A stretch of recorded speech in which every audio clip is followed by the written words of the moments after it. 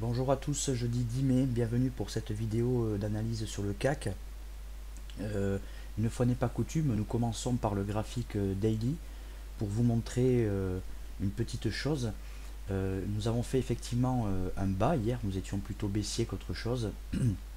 Néanmoins, nous finissons sur une bougie à petit corps et nous avons notre RSI qui est divergent ici et qui perdait de toute façon de la dynamique baissière depuis pas mal de temps.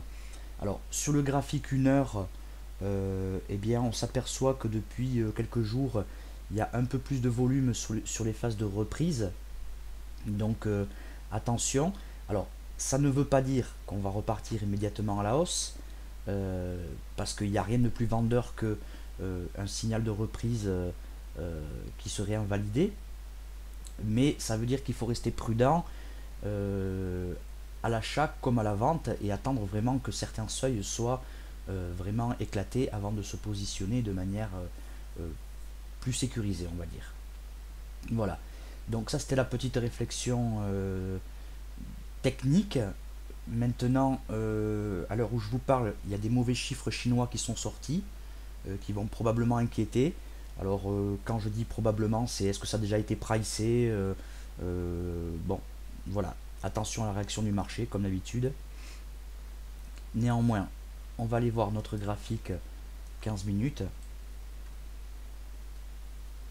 Voici.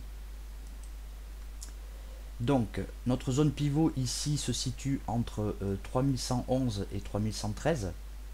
D'accord.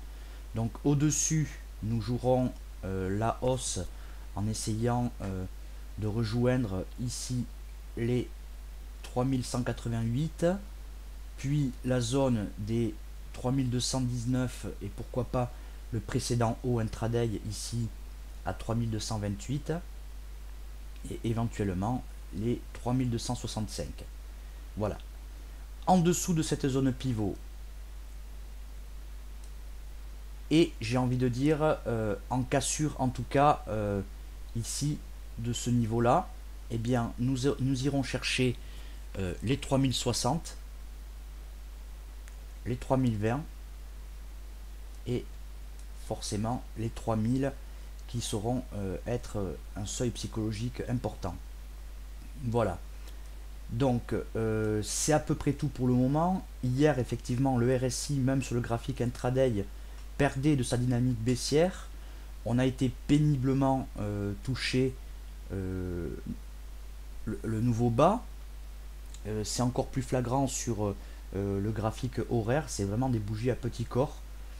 Bon alors est-ce que c'était une pause? Est-ce que c'était un manque de conviction? Malgré les inquiétudes en Grèce, malgré beaucoup de choses, eh bien on s'aperçoit que c'est pas l'hystérie absolue. Est-ce que le marché est au courant de choses que nous ne sommes pas au courant? Est-ce qu'il anticipe quelque chose? Autant de questions auxquelles je ne peux pas répondre. Donc nous gardons nos objectifs baissiers, nous envisageons les objectifs haussiers sur des signaux techniques. Donc en tout cas, ici le RSI est passé au-dessus de sa zone de neutralité, mais on voit que c'était déjà arrivé ici et que pour autant ça n'a pas validé un départ à la hausse. Donc prudence, vous attendez bien la fin de l'open range, vous voyez la réaction des cours autour de l'open range et éventuellement vous forcez si vraiment on explose les niveaux à la baisse. Voilà. Je vous remercie de votre attention. Ah oui, une dernière chose, journée très très chargée au niveau des entreprises françaises.